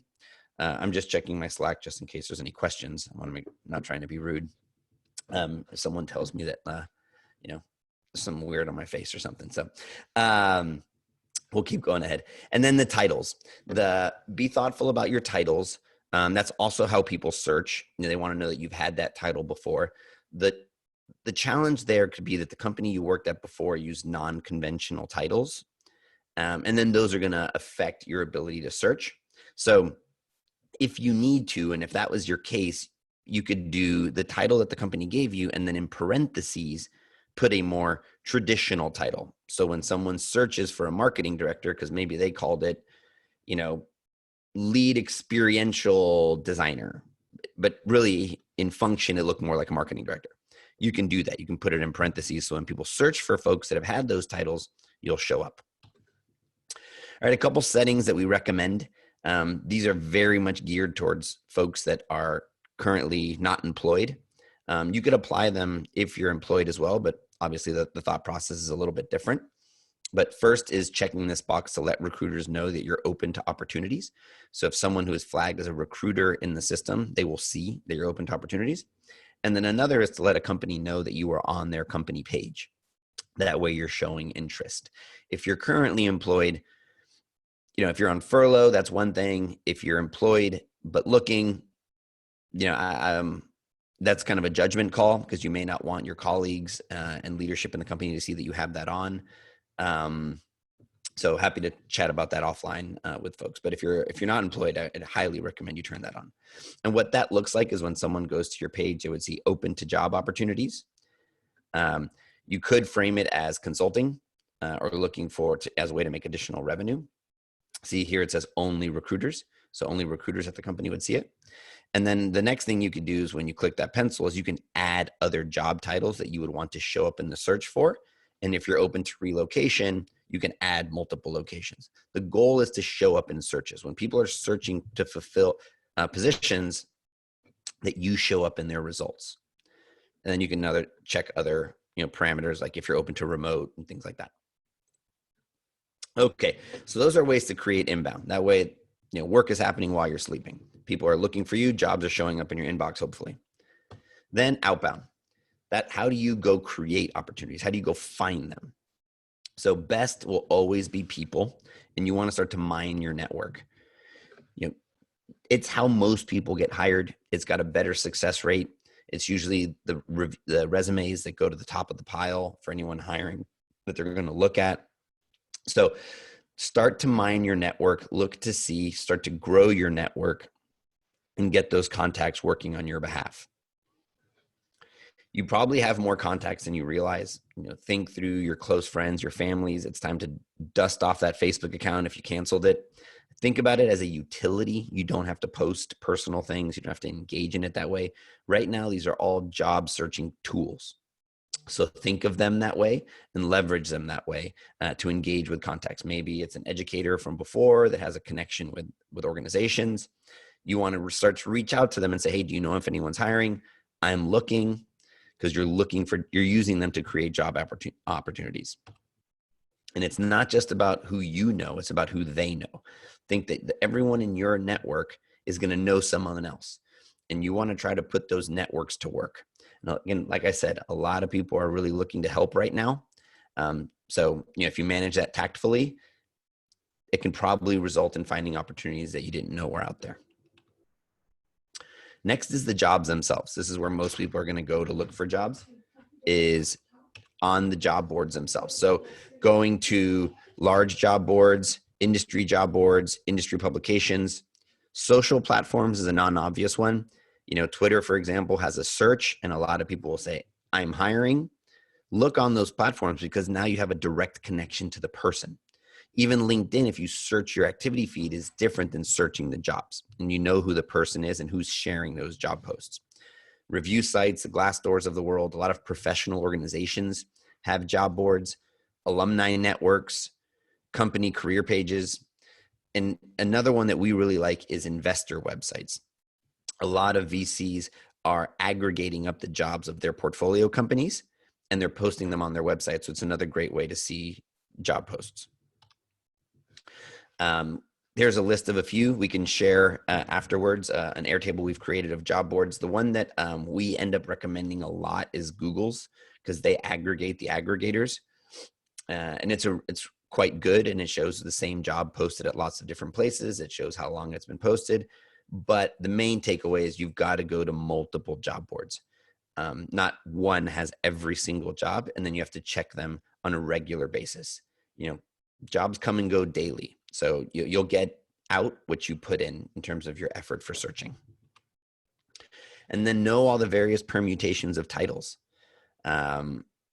These search engines tend not to be amazing, and they're not going to do all these like occupational synonyms. So create a list of all the various titles that you would use and search for them, and find a quick way to just kind of quickly knock them out. Some companies use growth, some companies use marketing, sales and marketing, director of marketing, and then also leveling is different. So what is senior marketing manager at one company may be director of marketing at another company. So get comfortable just searching all of them, even though you might think, I'm not ready for director level. For some companies, that may or may not be a senior. So search them all, because it'll give you a good sense of what's out there and what kind of jobs are on the market. All right, now you've found jobs that you're interested in, that you think you're qualified for. Now you got to start to dissect the job posting, because this is the company telling you, this is what we're looking for, and you need to show up as the response to that. A job posting is a company telling you, here, this is what we want. Anything other than this is less what we want. And so you're putting the work on them to think about how you fit into it. Hiring is mostly about trying to put square pegs in square holes, because they're trying to de-risk the process of bringing people on board. This is a very cold view of it, but no bad can come of looking at it this way. Some companies are great and will do the work to look at your history and say, wow, this person has really interesting experience and they would be an awesome fit here. But more often than not, that's not the case. So the better you can present yourself as the solution to their problem, the higher likelihood that they'll call you in for an interview. Then you can use your voice and your presence to talk about your experiences. But when it comes to writing and getting in the door, you really want to look like a high match to what they need. So dissecting a job posting, it can have anywhere to 4 to 6 sections. This is highly unstructured. Every company does it different. But there's some key areas to look out for. We're going to focus on just these two. Again, for the purposes of time, we've got a full 6-week program if someone needs more in-depth help here. But roles and responsibilities, and then the requirements. So roles and responsibilities will oftentimes come up in like more narrative form, and things you want to look for here are primarily, who is it reporting to? If you can find out who the role is reporting to, that's like job posting gold, because then you can reach out to that person, you can email that person, you can try to build a rapport with that person. And then look for other metrics that matter to them as an organization. They could be telling you, how are they measuring success here? So retention really matters for this marketing role that we're looking at. Then comes the roles and the responsibilities. This will oftentimes look like a bulleted list, not always, but I would say of all the job posts I've looked at, over 90%. And so here they're going to tell you some of the hard and soft skills that you need. Here they're telling you flat out that you need to manage a team, because you will be managing a team. So if you have management experience, you want to highlight that. Another one I like to call out is they build out a CRM. There's a difference between using a CRM and having been involved in the process of selecting it, procuring it, deploying it, and extending it out to an organization. What they're saying here is they want someone who's done that before. They're about to go and they're embarking in the process of selecting one. If someone's done that before, that's great. They don't want to mess that up. They don't want to do that on their own for the first time. So if you've got these experiences that the company is saying, we don't have it and we want someone that has it, you want to highlight it. That's a big part of what we mean when we say be the solution to their problems. They're telling you, this is our list of challenges. We want someone that's done these things before. And then the requirements, these tend to be the non-negotiables. I believe that everything's negotiable. But if they're saying things like 10 years experience and your resume clearly shows 7, you're going to have to do some extra work to justify that, especially if you just apply online, which is the least effective way to get in, and we'll talk about it. But you want to make sure that you check the box on some of these. Otherwise, you just won't be qualified, or you're going to have to do a tremendous amount of work to convince them otherwise and get in, which will be difficult. As an example here, they're saying, building brand and consumer strategy. If you're a person who's been doing enterprise and mostly selling into businesses your whole career, this is going to be a tough sell because they want people that understand how to get consumers to do things and how to drive consumer demand. That's not to say it's not possible. If you built a partnership with a consumer brand, then maybe you could do that, but you're going to have to look for ways to address their concerns. All right, so now you've found jobs, you understood the details of a particular job. Now you got to put your best foot forward for it. And the artifact that does that is your resume. So we're going to talk about how you need to customize the resume for every job that you apply to. The idea of making a singular resume that hits on all the high notes does not work anymore. You have to make a resume per job. It doesn't have to be 100% different, but you're going to have to address their particular needs and tailor your resume per job. Things to consider: a resume gets looked at for 5 to 10 seconds. That's if it gets past the applicant tracking system, which we'll talk about in a minute. But assuming you're putting it in the hands of somebody, 5 to 10 seconds. They're going to skim it for keywords.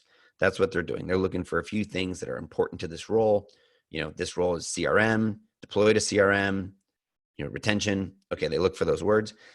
They're going to quickly look at that top third of the document. That's going to be where they decide to keep reading, to read the rest of the first page. And if you have a second page, to turn the page. Again, keywords. You're going to want to make sure that keywords are in that document and find the things that catch their attention. And in case I didn't make it clear, you need keywords. Keywords, keywords, keywords. This is how people search. This is how people skim. So you want to make sure that those are in there. You want to do it in a thoughtful way, but you definitely need to be mindful of the words that you're putting in there.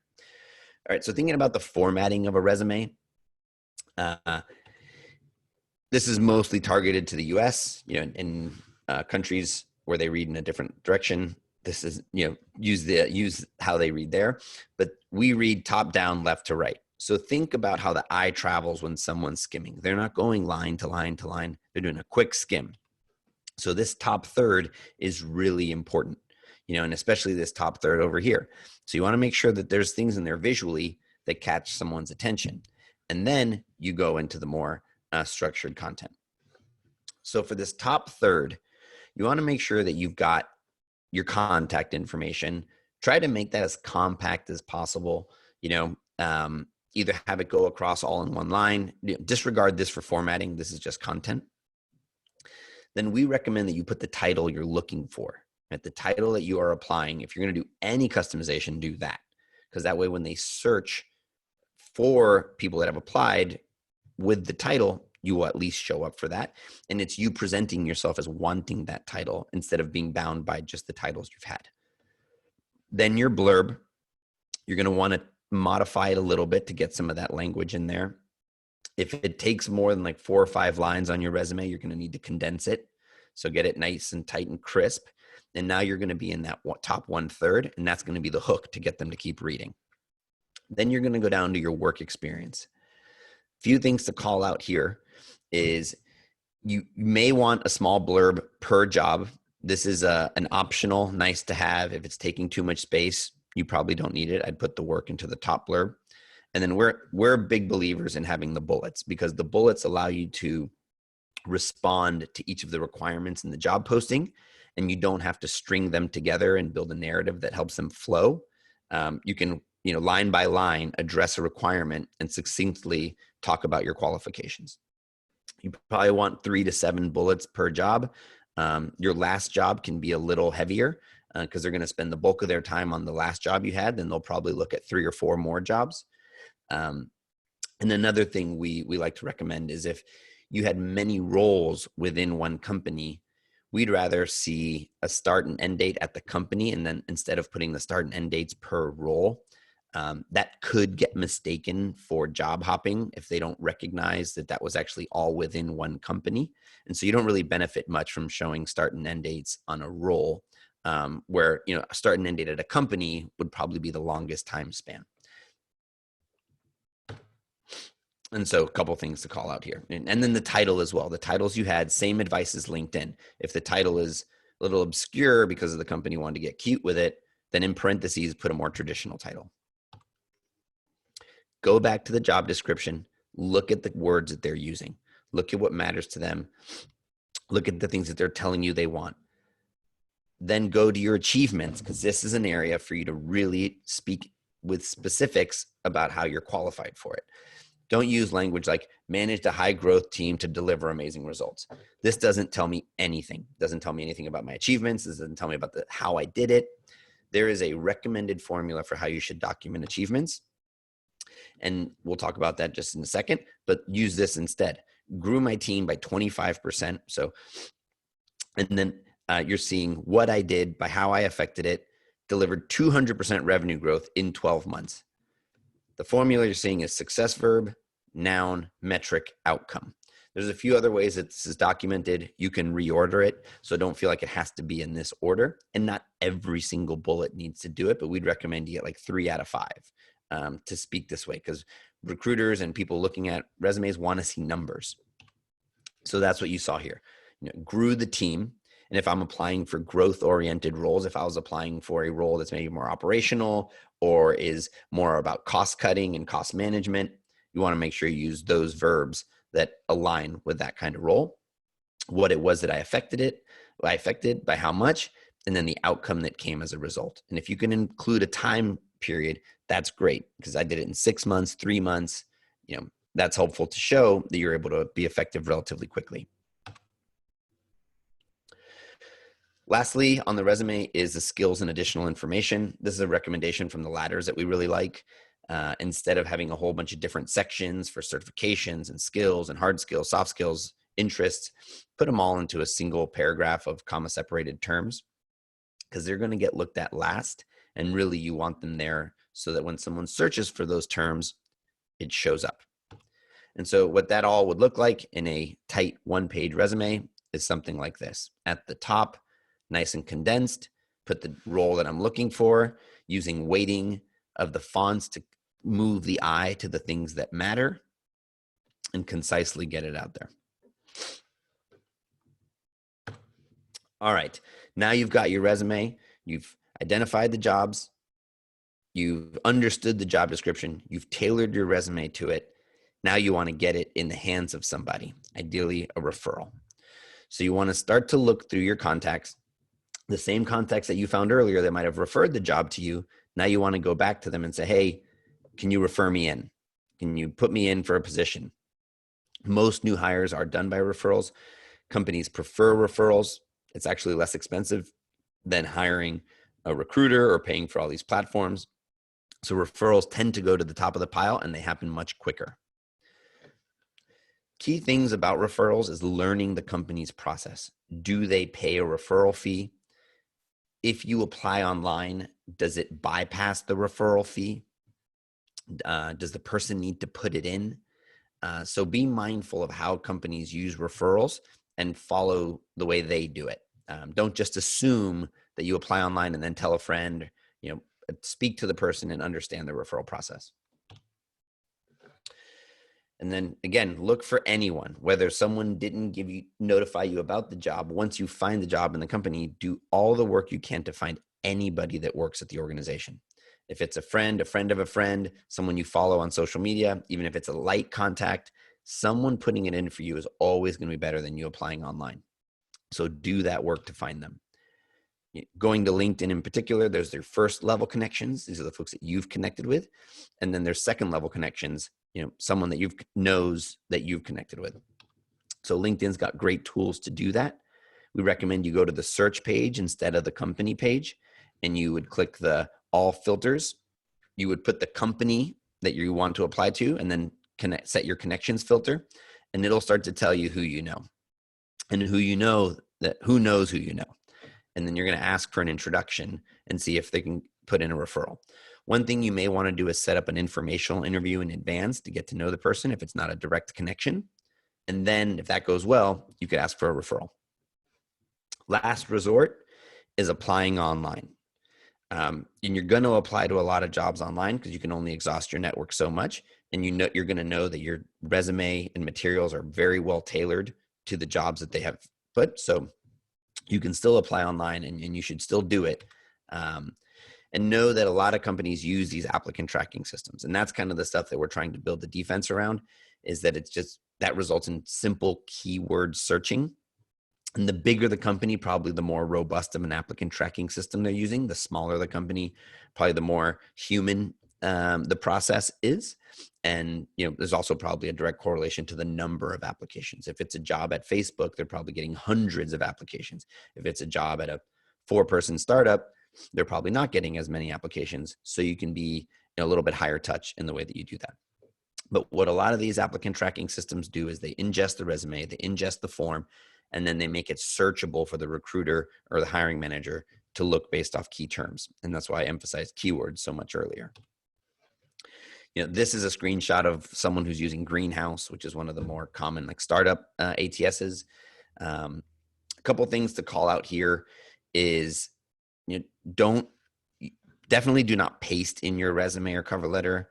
I'd prefer to not see people use Google Drive or Dropbox, only because you run the risk of permissions not working. And if you introduce any kind of friction in the process for the recruiter, they'll probably just, not follow up. So try to upload the documents if you can, be it PDF, Word doc, talk about that in a second, and make these, do the full LinkedIn profile, not just your username. You can make it very easy for them to get to the information. Don't make them do any extra work. They're looking at lots of applicants. They're probably not going to do it. Simple stuff, but name your resume. Don't just do resume.pdf or resume_final.pdf. Put your name, do the extra work, and then upload simple documents. If you're a designer or in more of the creative industry and you've used a graphic software to make your resume, be mindful of it being hard to index and hard to extract keywords from when you do that. Again, if it's high touch, it's okay. If you really want to maintain one that's graphically different and you can't do it in a word processing application, then think about managing 2. I know it's extra work, but the bigger the company, the higher the likelihood that they're using that ATS. So be thoughtful of that. All right. Found the job, dissected the job description, you found someone to put it in for you, or you've applied online. Follow up. I know it's uncomfortable and it feels weird, but you got to follow up, especially if you don't hear back. We recommend once a week for 3 weeks. Someone may be super busy, they didn't have the time. If you do it politely and you add value in the exchange, and they are actively hiring, you should get some level of response, which will give you a sense of closure. A lot of times you send these things into the ether and you hear nothing back whatsoever. So this is a way to at least know that you put your best foot forward and you made the effort to try to hear. Don't take it personal. A lot of these jobs have tons and tons of applications. It is not an indicator of you, of your abilities. Maybe the job got filled and they feel bad saying it. It's part of the hunt. You got to keep up the work and keep looking and keep trying, and get back up and apply for the next one. So follow the process, do the follow-up, and keep applying. All right, that's it for me. That covers everything, and probably talked a little faster than was comfortable, but I wanted to make sure I got this all in there for you. I think I might have actually even finished faster than I had thought I would. So we're going to open it up for more questions. I'll try to answer some of the questions. A lot of the questions are still for Julia, so she can jump in and answer some. We would really love feedback if you just take out your phone and go to the camera, just any phone, go to the camera app, and you just scan that QR code. It should take you to our feedback. It's a Google form. We would really love the feedback. It's a way that we want to do more of these. We want to try to help more people, and the webinar is a great format for that. So any kind of feedback you could give us would be wonderful. There's a Slack group that was referenced earlier called Search Party. It's just search-party.tealhq.com. We'll also Slack out a channel that we made we'll share a channel that we made just for this session. So Julia will be on there. We'll be on there. We're just getting it set up. So probably about an hour after the webinar, it'll be ready to go, and we'll email it out in the follow-up. So with that, I will try to answer some questions. All right. Let's see here. I'm just going to work from the bottom up because it's the easiest way for me to distinguish. I'm applying to coding boot camps, so I'm in the middle of a career transition. How do I best present myself on LinkedIn while I'm in this transition? So if you have zero coding experience before, I would list out that you're in the program, so that you're doing that. If you could be doing, and if you have any personal projects or projects that you've done or a portfolio that you've built, try to get those on there, link to projects that you've built. Try to show whatever level of experience you can. Given that context, I would imagine you're not applying for senior positions, so it's going to be understood. You're going to be sort of compared with new grads. And so I think people give anyone coming out of the boot camps that benefit of the doubt. There's no expectation that you have that passed. But I would try to give yourself an advantage by any experience that you have, given domain or industry experience, how that might be relevant and set you apart from another candidate. Because from a skills perspective, you'll be, mostly as in the same level as folks entering into the market. Flag that as answered. Okay. Okay, do you have any suggestions for managing my online social media presence while job searching in case hiring leaders Google me? So some of these things take a little longer to edit, to update and sort of permeate through all the search engines, but I would definitely search yourself. Search yourself in an incognito view. Open up your browser in an incognito browser. Because a lot of these things have your own cookies and they change results based on other things that you've been searching for. You can also check a setting in Google to search it as anonymous. You want as little personalization in the search results as possible, so you can see what someone else would see. Then look what's on those top 2 pages. See what kind of articles show up. If there are things that you can control, edit them so they best present what you're looking for and what you're looking to do. If you're taking a pretty broad approach to your job search and you're open to 4 or 5 different occupations, I would say pick your primary. What I've seen a lot of people do is really present themselves as a generalist, and I can do this and I'm open to anything. I don't think that presents as well. Again, we want to hire specialists, people with expertise, people that are good at a few things, because people are looking to make quick judgments in their hiring.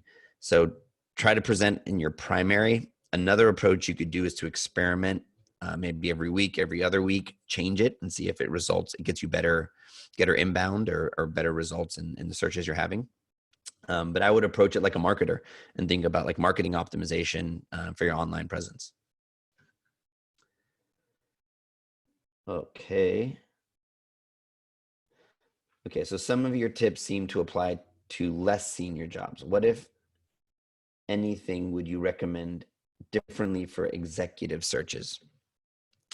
So the more executive the position, the more you're probably going to need to lean on your network. One thing that's not really in the presentation we give is how to leverage recruiters, external search firms, because another pattern that we see is the more senior the position, usually the more willingness there is to engage with search firms.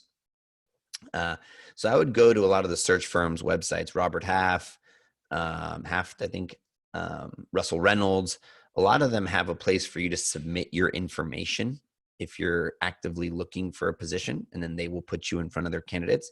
So I'd recommend that. And then, I would try to research companies. Something I took out of this is the company research portion of just this presentation, given the timing. But a lot of times they're not super crisp on the role, and you need to be, they might not know exactly what they need. So do research on companies and see if they've had any kind of events that would warrant them opening up a role given your skill set. So did they raise money recently? Are they in the news? And then how can you engage with the people that might need that?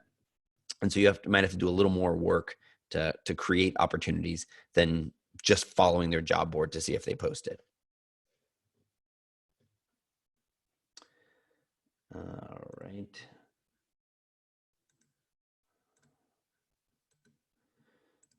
Okay.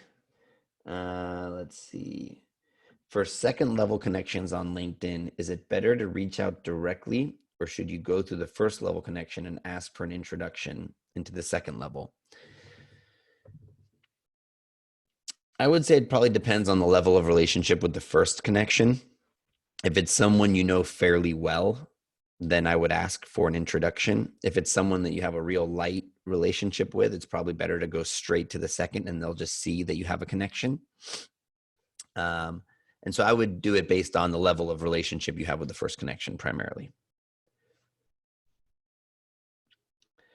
All right, question from Sam.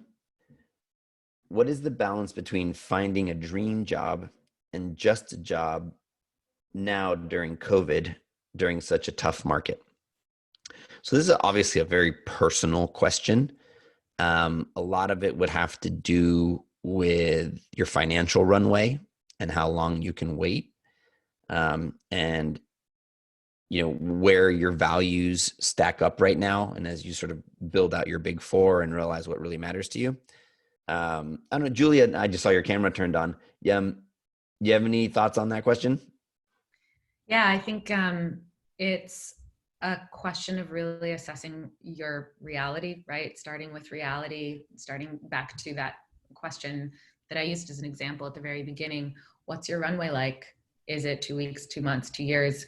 What's your trade-off scenario? Where are your fears really impinging on your ability to actually that aligns really well with your purpose? And thinking back to the markets that you're looking in, right? And where's that cutoff level of where they do and don't align with your purpose? If right now you're in a situation where you need a damn job, then that cutoff level is going to be pretty low.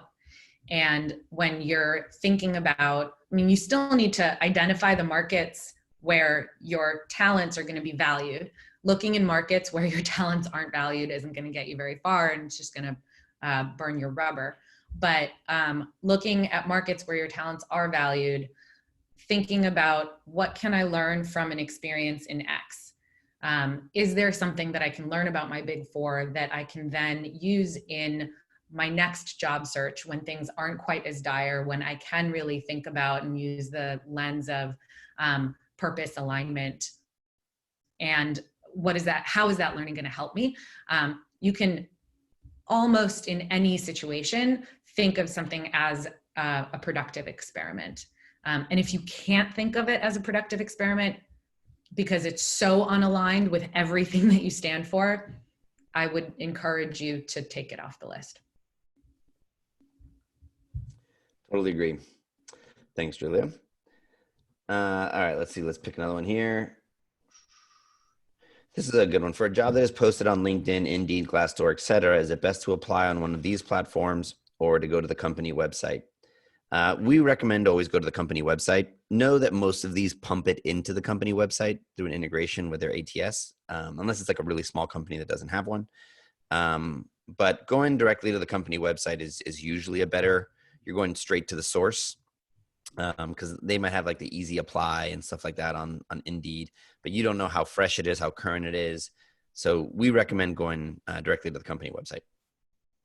Is generally the one we like. Here's another one. What are your thoughts on a 2-page resume? Just jumped. What are your thoughts on a 2-page resume? I've been told I'm at a point in my career for a 2-pager, but I've always been taught to stick to 1 page. It feels uncomfortable. Are 2 pages common for 10 plus years of experience? 2 pages are fine, especially when you have more experience. It's kind of understood. I think going into like 3 and 4 becomes a bit of a problem. I like the forcing of trying to get it to 1 so that you know it's really crisp. The chances of them looking at the second page are lower. They may not flip. So make sure that you really have the good stuff on the first page for the human. For the automated stuff, 2 pages is fine because that's just more chances to put in keywords. But for once it gets in front of a human being, you want to make sure that first page is really punchy and that top third is critical. But for the most part, 2 pages are fine. All the recruiters that we've pulled on it have usually said 1-2 pages is fine. They're not too worried. They're looking at it online now and they're not really even printing it out. So it's not a deal breaker like some people may make it seem it is. Okay, here's a question on relocation. I'm trying to relocate to another country, but need to find a job first for visas and all the paperwork. What is your recommendation? Should I include that on the process to get a job first? So a lot of job online applications I've seen will say, do you need help with a visa? I would look to see if it's a company that's pretty good about it. Look on Glassdoor, look on some of these other sites. Right now, those tend to result in additional costs for a company. So I'm not sure, if some companies just say, look, right now we can't do that. We don't have a team in-house to do it. So I would try to do research on the company. It's going to affect your job search. I'm not an expert on that category. So I just kind of have like intuitions on how it might affect it. But I would try to do research on the company and see where they fall. Do they hire a lot of people that are on visas? Is that something that they do commonly as a company? Or are they trying to like hire local in the moment? And also right now, there's all the sort of travel restrictions. So not very helpful advice there other than to like do research and try to understand that particular company before you end up burning a bunch of time on it. All right, we still have a ton of questions. So maybe you want to do some of the Talentism ones because I think I got through 10 minutes of mine, and so we can answer some of the more Big Four related questions, and then we could jump back. Do you have some, Allison? Great. Julie, I'm seeing some questions coalesce around the idea of fear and how do you maintain your confidence level. One question around when you have previous coworkers, do you let them know you're looking? How do you let them know that you're looking? What's the best way to do that? What if you find you've got opportunities, but you feel that there's gatekeepers that might be in your space that may be keeping you from finding the opportunities that you feel are aligned with your talents? Seeing a lot around that, and one in particular connected to your own experience in losing a client. And how did you manage that sort of that sting and not let it get in the way of you, pursuing where you felt you were Big Four aligned? Yeah. Thanks, Allison. A lot of different directions for this question. Maybe I'll start with the last one first. It's a tough question, right? So you've been let go. The thing that you felt maybe purpose aligned with is all of a sudden gone from your life, and your new context has brought in so many of the fears that your old context helped keep at bay, including providing because you are no longer earning a paycheck, including membership because you were in a group that you felt really strongly connected to, and all of a sudden you're now outside of that group. So that trigger is going off for you. For me in particular, membership is a really big one. And the way that I've combated that, so to speak, and I think what I'd like to focus on, because it is accessible and possible for, I think, mostly anyone, is that I've tried to tap into membership in a different way. I mean, a very, very present, current example is I worked on this webinar. This webinar isn't part of my employment. It's a fully kind of like a volunteer effort, but it gave me an opportunity to be part of a work group, to still be connected to colleagues, and it fulfilled my purpose. A lot of the boxes of my purpose were checked through this webinar. There are other groups of people that I meet up with, like meetups, right? That I'm not, they're not part of my vocation, but they're part of how I feel like I'm still connected, a member of this group of people who care so much about organizational culture. So that would be my suggestion there. I mean, there's so many activities now on Zoom that can get you, like you guys are in one right now. And you'll be able to connect to each other via Slack. And that may seem minor, but it really does help to assuage some of the fears that start bubbling up, and might ultimately also lead to opportunities. I'll pause there. Dave, I can throw it back to you and then address another fear-related question once you pop it back over to me. Okay, awesome. Yeah, I was trying to get a few in text form because they were kind of easy to respond to. So here's one that I can speak to is for bullets on your resume. If you're applying for a job that is more geared towards an older role you had, something you'd, maybe 3 or 4 jobs back, should you elaborate on the older role rather than the most recent? So like to broaden it for a minute, the folks that are looking at resumes are doing it a lot, right? They probably are looking at 10s, 20s, 30s, hundreds if they're a recruiter and a specialist. And so anything that deviates from the norm, know that like their spidey senses will go off. So if your last job for some reason is particularly thin, but then like the 4th job down is like really heavy, they'll pick up on that. That's not to say that's not a bad thing, but I just more so like as a caveat, I want everyone to sort of always be thinking about that kind of stuff, that these folks are doing this a lot. So your last job is going to be the one that they're going to give the most effort to, right? This is the freshest, just the most current experience. It's where like the network and everything is going to be the most current. If it's a job, I think time comes into play. If it was maybe 3 or 4 jobs back, it was like 15 years ago, they might feel like you're like reaching to connect to it. If, it's just a couple jobs ago, I think it's okay. I think what I would try to do is have then all your jobs look fairly consistent. Instead of like the last one having 3 or 7 bullets, like maybe have them all have 2 bullets. So you're not giving, maybe that one has 3 or 4 to give it a little more oomph. I would definitely, we recommend that you stick to chronological.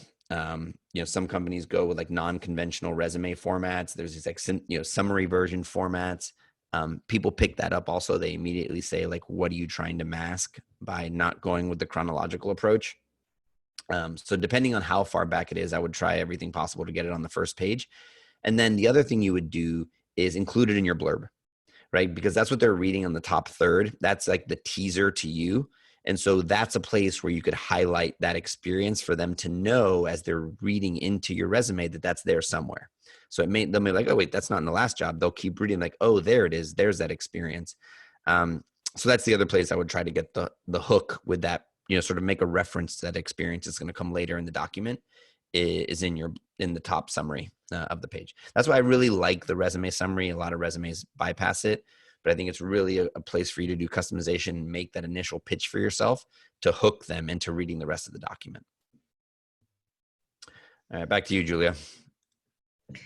Okay, I know we're coming up on time here, but I want to quickly answer one that's a pretty broad question about fear, and I think is relevant for a couple of the questions that came up from Anthony. If I'm afraid of heights, should I not climb to the top of the fire tower, or should I push past the fear to climb the tower? Like the ultimate fear question.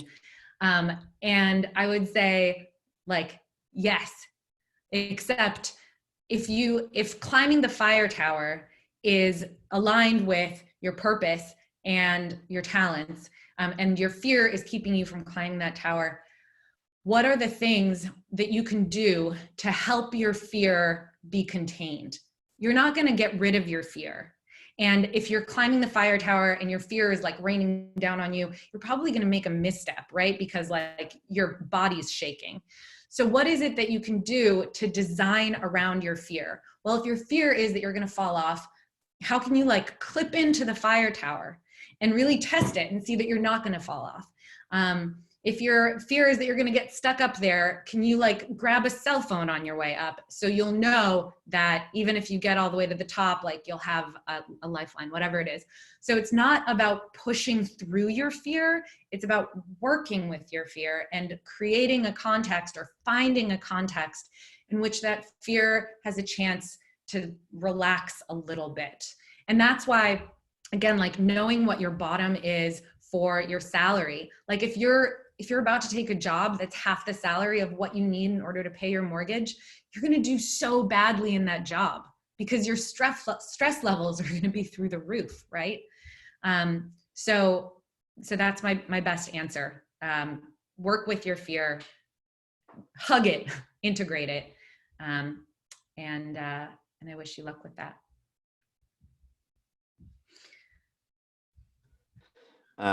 Awesome. I'll answer another one here. I'll synthesize this one because it's kind of long. I've applied online, and then after the fact, I figured out who the person is on LinkedIn. Should I follow up? I think yes.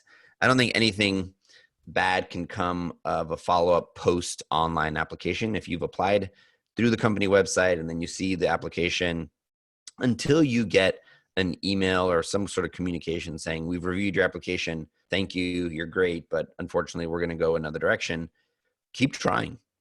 Again, don't be aggressive and like don't do it daily. Be mindful about the way that you would want to receive that kind of communication if you were filling a position. But a once a week, like, hey, just wanted to see if the role's been filled. I saw that I applied to this position online. It looks like a really great position. I've got a lot of great ideas for how it could be awesome. I think those things are totally okay until you can get some form of response. That would be a good professional sales tactic if you're trying to close the deal. And that's kind of how we think about these things. Julia? Okay. I am going to try to do this one really quickly. How do you find opportunities if your context is a creative market and the way that things work in terms of gaining opportunities are generally out of your control? This is from an anonymous attendee, i.e. gatekeepers. So this is interesting. You're talking about your context as a creative market, but what is your actual market? I mean, this is a place where you need to be really open to understanding the realities of your market. If the majority of the creative market is closed to you because you don't have ins, and that's a requirement for those markets, then when you look at the list of your market for your opportunity, it's going to be pretty narrow, right? And therefore, you're going to have to go deep into where you do have a market, where you do have an opportunity. And I would actually really encourage you to use some of the tactics that Dave talked about in terms of reaching out to your network that has a network, and growing that market. But reality is good, man. Like it sounds like you don't have a really big market for your talents because there are these walls. So look at that reality square in the face and then try to figure out what you can do with it. All right, we'll do one more because it's a topic that I actually care a lot about, and I think Julie and I can both speak to this question. But as someone who was let go, I'm pretty embarrassed to let people know I am looking, especially the company I was just let go from. How can I let that go and get out there and ask for help with confidence? Look, a career and your work are such a big part of you. And so it's totally understandable to feel that way. So first and foremost, I want to make sure that you know you have permission to feel that way. It's totally normal. A lot of people feel that way. And that's why a lot of people don't do it. And then being let go is also an incredibly complex set of emotions. What I would say, we're living in an interesting moment where everyone is giving a lot of people the benefit of the doubt. And no one could have predicted what would happen. And a lot of people see that it's like there's some of the best talent in the world is on the market right now. It's not performance. A lot of these are business decisions. And you can have confidence in that the world changed, the context changed, to use a little bit of the language that Julia talked about. And that resulted in something that impacted you, but it doesn't say anything about you and who you are and your ability to deliver. And so that should help maybe ease a little bit of the angst of maybe exposing that vulnerability that you lost your job or that the company parted ways with you. I think you can be honest about it. Like I said, people want to help. Everyone that we've recommended do that has generally seen positive results. And then the company itself, having come out of a very similar situation, a company that, one day was high flying and the coolest company on the planet, to the next day, being embarrassed to tell your grandmother you worked there. It's way bigger in your head than it is everyone else's. People understand, and they don't have like all the color that you do. You can talk about the positives and all the things that you learned while you were there.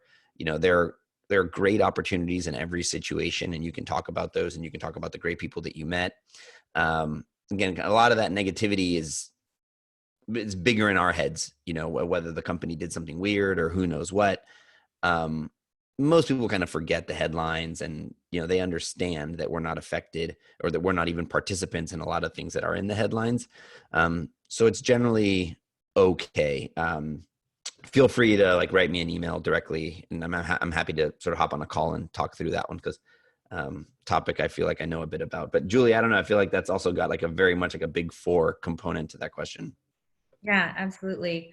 The way that I would think about this is, so most of us have a trigger around membership.